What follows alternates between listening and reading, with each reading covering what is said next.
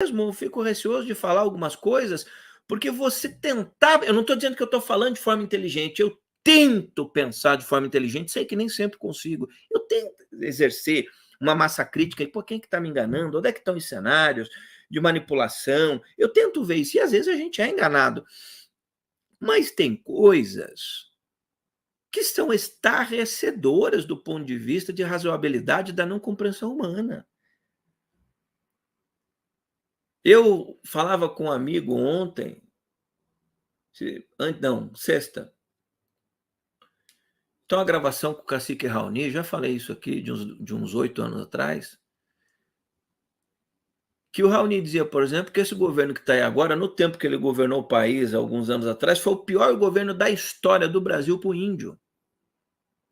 O que ele fez? Ele se elegeu à presidência, pegou a mão dos índios, subiu e depois deu pé na bunda nos índios, em todo mundo. No GLBT aumentou o feminicídio, morte de GLBT, aumentou tudo. Então, assim, eu não estou fazendo uma fala política, porque o governo anterior também é ruim para a questão do índio, também era ruim para a questão ambiental, mas esse é pior. Então, às vezes, tentar pensar de forma inteligente parece que é uma ofensa. As pessoas se agridem. Não, se é a minha religião, o que eu penso. Então, assim, deixa eu lhe dizer uma coisa: você vai morrer sozinho. Eu não defendo mais ninguém. Assim, em alguns momentos, eu sempre tentei ser uma pessoa de pensar temas difíceis. E mesmo algumas vezes, a gente cai em algumas arapucas, pelo momento, uma série de coisas. Você sabe, você sabe que o mundo caminha para o apocalipse, mas de repente, quem sabe, Jesus se arrepende, Deus muda, e os espíritos que vão nascer na Terra vão ser iluminados. Tá, vamos fazer de conta que é verdade. Deixa eu lhe fazer uma pergunta. A geração que está nascendo aí não sabe nem fazer xixi no banheiro. Eles não conseguem eles não conseguem ler um livro, eles não conseguem escrever uma página. Você está acompanhando isso? Teve um amigo que falou aqui, ou passou já aqui, que eu falei que a curvatura do conhecimento na Terra migraria para a Índia. Quem foi que falou ali? Repete de novo para mim. E a pessoa falou que viu essa notícia agora e que eu venho apontando isso há alguns anos e a minha vida, o que eu estava falando era isso mesmo. Repete aqui, eu vou pedir desculpa aqui que já passou, eu não consigo voltar. Assim, poderia existir uma espécie de esperança se a ciência da Terra mudasse com a entrada de algumas mentes científicas conectadas à espiritualidade. Só existe um lugar na Terra que isso pode acontecer, na Índia. Em nenhum outro lugar. A Índia também está uma merda, desculpa, é uma grande potência, mas do ponto de vista do que ocorre lá. Mas eles têm uma arte de pensar muito mais antiga que o Ocidente. Então, assim, o que eu vejo é que a entrada, porque assim, da Índia, que inspirou muitos cientistas e tudo mais, se tivesse uma mudança de curvatura na ciência, mas ainda assim isso pararia as sementes de caos já plantadas?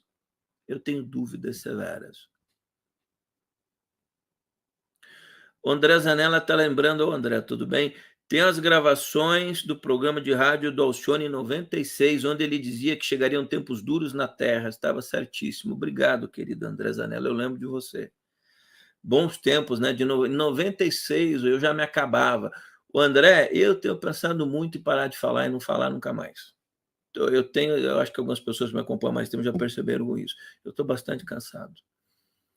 E os últimos anos da minha vida eu vou cuidar da minha alma, da minha família, enfim. Eu gosto de escrever, vou estar sempre escrevendo, lançando um evento ou outro, mas essa fala constante, talvez o que ocorreu comigo no curso Templários possa ser um sinal que eu perdi 50% de potência da minha capacidade de falar 3, 4, 5 horas. E nesse momento já não é muito difícil para mim fazer isso. Mas eu estou falando há muito tempo. Exatamente isso. Fiz um evento em 99, que era 1999, confronto final, falando desses tempos. Eu já alertava que não ia descer ET, não ia acontecer nada. A sabedoria do Jacomite, não é sabedoria minha. É uma mente conectada a conhecimentos mais elevados. Qualquer cristão que lê o livro de Apocalipse entende o que Jesus falou, não precisa nem me ler, nem me acompanhar, já entendeu tudo.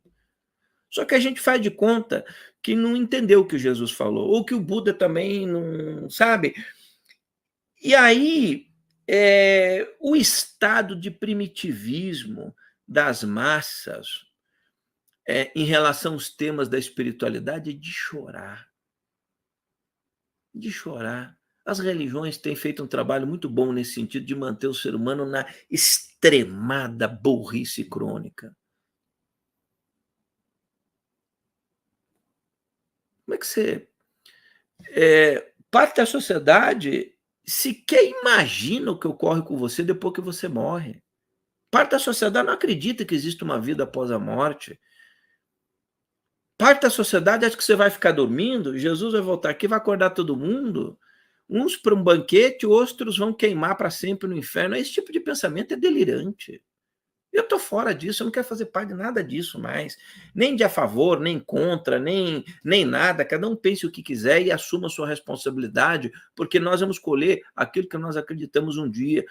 E olha, e uma coisa muito importante, as forças espirituais poderosas que faziam incursões na Terra, é a minha leitura, tá, gente?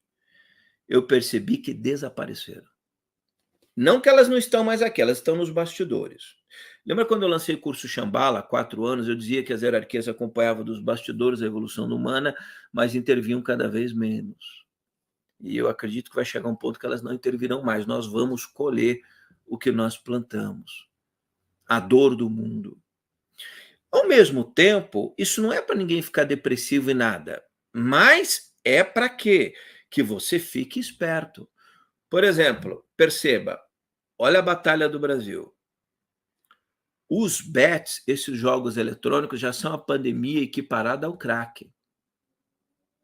Preste atenção. Os jovens estão todos viciados nisso. Grande parte deles. Agora vão liberar cassino no Brasil. O que está correndo? O que você acha que vai ocorrer com o nosso país? Quem está por trás da liberação desses cassinos? Políticos.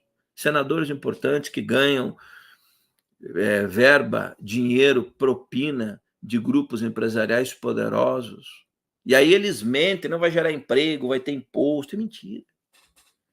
Pô, será que alguém precisa dizer para você que é mentira? Tem que vir um cara como eu, domingo à noite, e falar, ó, isso aí não gera emprego, não gera imposto, não vale a pena.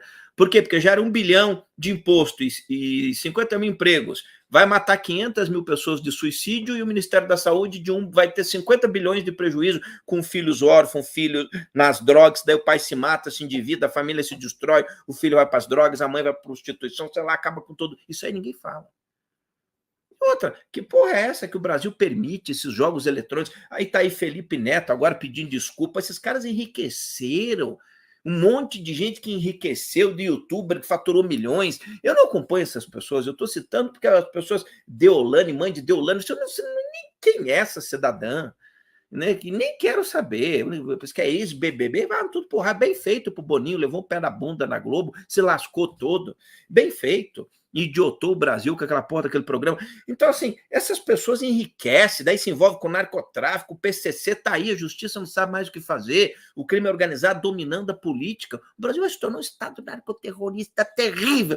Olha, Deus livre o Brasil de não ser pior que o México. Deus livre o Brasil. Essas coisas têm vindo na minha mente aqui. Por exemplo, eu faço viagem pela América Latina, não vou ao México. Deixa eu lhe dizer uma coisa, se eu lançar uma viagem para o México, a qualquer momento eu vendo todas as vagas em 30 dias e faturo uma boa grana vendendo viagem para o México, para as pirâmides astecas. A Costa Rica até dá para ir, mas vou até o Teotihuacan, Palenque, etc., esses lugares. Não vou. Minha consciência espiritual sempre falou, fica longe daquilo lá. Não vou. Para a Terra Santa também não vou. Qualquer lugar que eu fizer viagem, eu já levei milhares de pessoas a viajar pela América Latina. E as pessoas falam para mim, você tem que ter mais roteiro, Giacometti. Eu vou a todas as viagens que você fizer, mas você não tem. Daí as pessoas vão com outras agências, eu não vou. Porque as minhas viagens não são exatamente viagens de turismo. Eu tenho um outro propósito, uma outra conexão.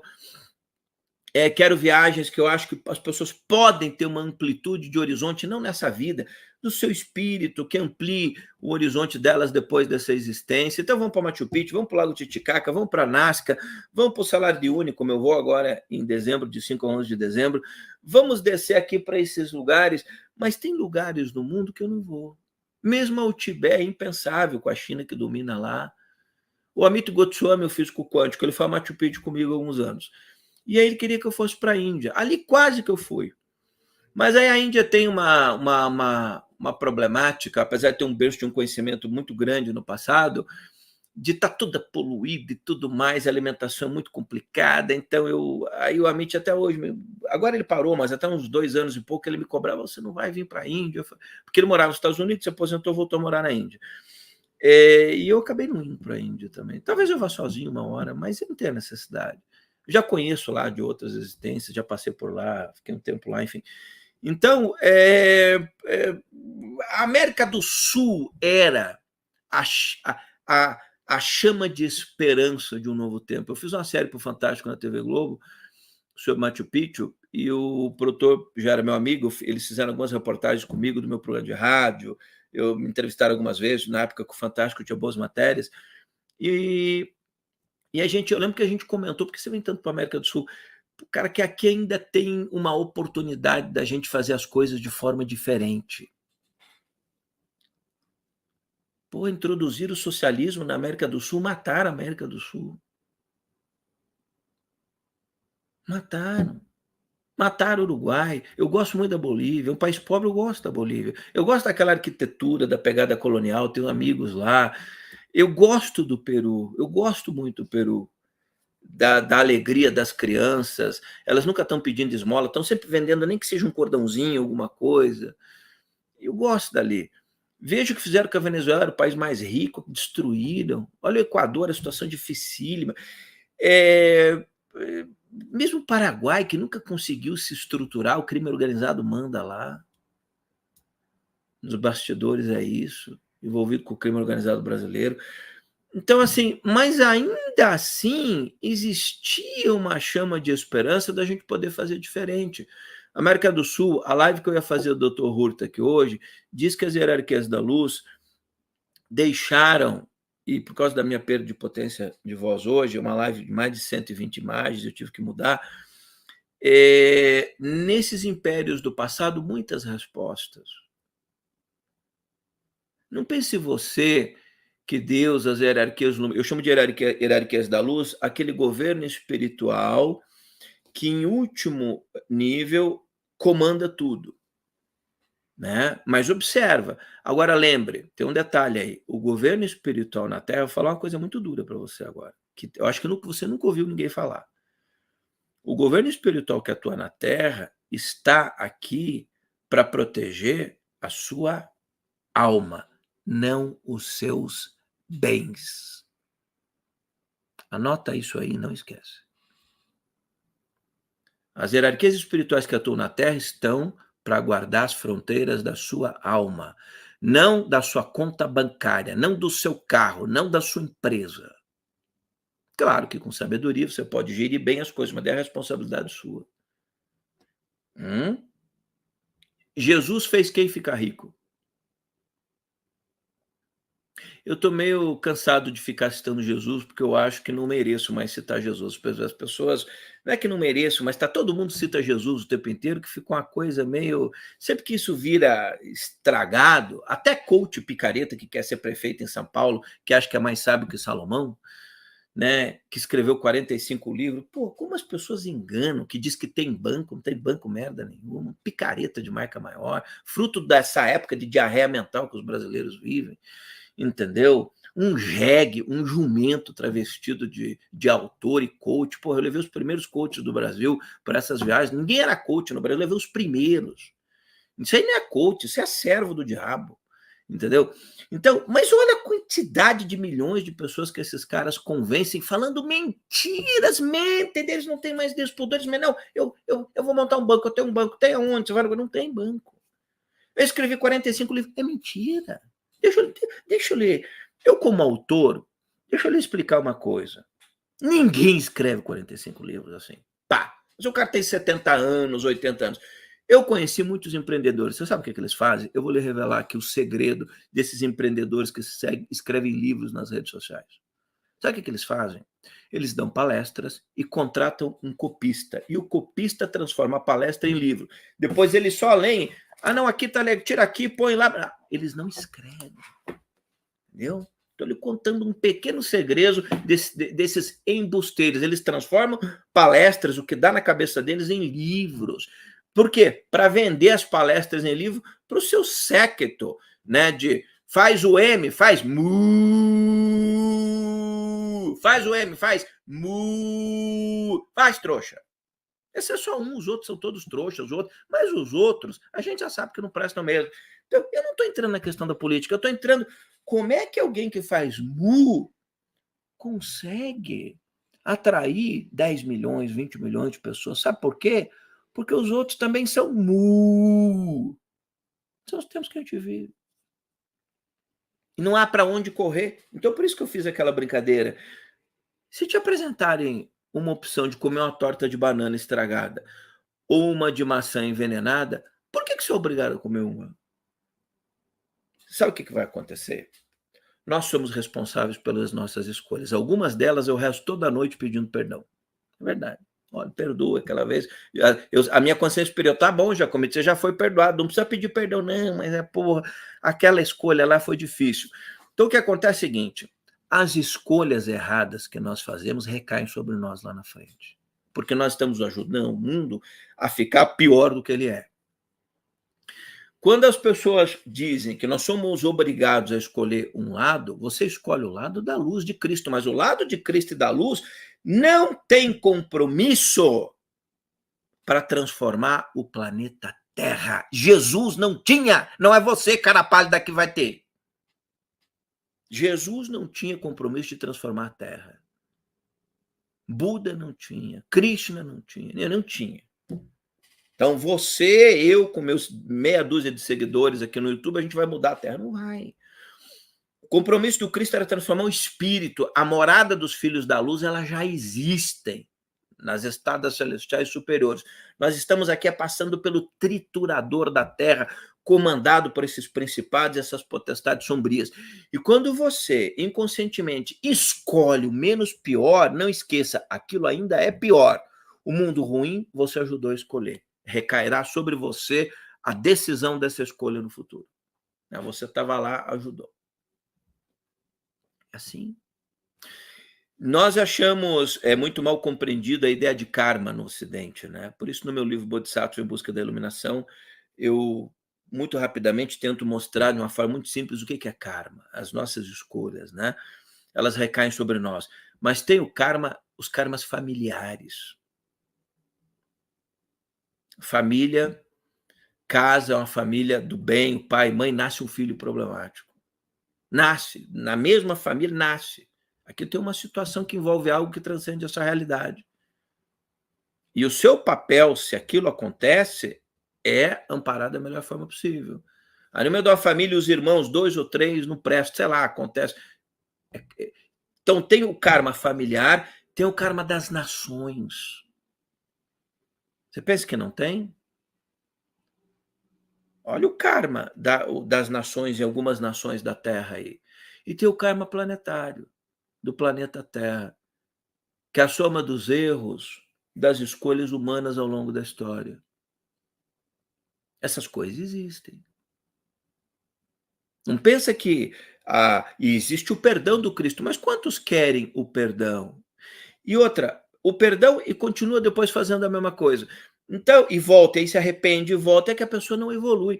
Então, nós estamos num momento muito duro na Terra, porque, por exemplo, Jesus em tempo nenhum tentou lutar contra o Império Romano. Esse foi o principal motivo dos sacerdotes do templo ficarem contra ele e terem colocado ele na cruz.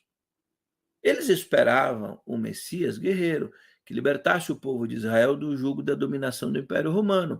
A Judéia era a província mais problemática do Império Romano, porque eles, justamente por causa desses Messias, salvadores, que queriam libertar eles, então os romanos tratavam de forma dura os judeus, e eles foram ficando assim, eles queriam um Messias guerreiro. Quando eles perceberam que a luta de Jesus, e aí muito bem demonstrada pelo apóstolo Paulo, não era contra esse mundo, mas contra os principados e potestades espirituais que habitam os ares. Ele descreve muito bem isso. Só que hoje as pessoas também não acreditam mais nisso. Até que papo xarope, eu não acredito. Isso, acredita aí nos líderes políticos. O Putin, conservador. Jesus era conservador? Não. Pode ser um espanto para você. Jesus, eu tenho que tomar cuidado que eu vou falar, porque as pessoas vão, já do ponto de vista político, prostituí-lo. Jesus não era conservador. E nem também era libertário, não era nada. Mas ele era uma espécie de judeu marginal, do ponto de vista do judaísmo. Há um livro muito bom, se você puder procurar, dos anos 90, Um Judeu Marginal, escrito por um judeu. Tudo que Jesus faz era marginal do ponto de vista da tradição judaica. Conversar com mulher, mulher adúltera, mulher pecadora, cobrador de impostos, sentar com eles para comer. Então, Jesus ele escancara isso. Que ele vai para curar essas pessoas, para mostrar a luz. Então, o papel de Jesus não era confrontar o Império Romano, era para com os doentes. Né? Então, Jesus vai transitar ali falando para elas o seguinte: olha, eu vou preparar o lugar para vocês. Essa casa, essa morada já existe. As pessoas acham que nós vamos herdar a Terra. Fala sério, essa Terra? Esse planeta Terra? Pelo amor de Deus. O livro de Apocalipse deixa muito claro que um novo sol, um novo céu, uma nova terra, pois o primeiro céu, a primeira terra passaram, o mar já não existe. Ele está falando de uma outra realidade. Só que os líderes religiosos idiotaram tantas pessoas que elas não conseguem mais pensar. E às vezes são pessoas do bem, que querem o bem. Só que do ponto de vista de conhecimento, o cérebro delas está destruído. Tem muita gente boa do bem que está com o cérebro destruído, que acredita em verdadeiras loucuras. Criar filho está cada vez mais difícil. Como é que você vai botar filho nesse mundo? Você vai casar. Os relacionamentos estão cada vez mais difíceis. Como é que um jovem hoje pensa em casar? Eu até brinquei um tempo atrás aqui. Alguém vai ter que criar aí uma espécie de agência matrimoniais para jovens, reunindo pessoas do bem de diferentes partes do Brasil, porque senão ninguém mais vai casar. Vai casar, vai entrar em fria. É processo, é briga, é dedado no olho, sabe? Em 2 tempos. As pessoas só estão se inspirando em gente louca. Da onde que as meninas de hoje se esperam? As meninas não sabem se vestir, só mostra a bunda. Meu amigo, você não vai casar com a bunda. Aquela bunda vai ficar feia. Fede, se não lavar, fede do mesmo jeito. Não casa com a bunda. Você não casa com a barriga tanquinho do seu marido, só porque tem carro bonito. As pessoas não. Né? Amor é o 10º item que as pessoas escolhem. Hoje elas querem se dar bem, é o prazer do corpo, se está tudo sarado, né? E aí se tem grana, e se. Sabe, é o deleite do mundo da matéria. Como é que você constrói família a fim de trabalhar? Tá cheio de feministas aí dizendo que ser mãe é um martírio, que ser dona de casa é uma escravidão. A sua mãe criou você assim, ou sua megera. Não tem respeito nem pelas tradições dos antepassados, dos pais que criaram esses filhos das trevas que nascem aí. Todo mundo quer ir em rede social, se mostrar. E aí nós estamos vendo que essas pessoas, 6 meses depois, são presas, estão envolvidas em escândalos, ou lá como é que é esse site aí de venda de sexualidade, ou que as mulheres estão indo e estão faturando milhões? Como é que é o nome? Alguém cita aí para mim. É isso que vale, então?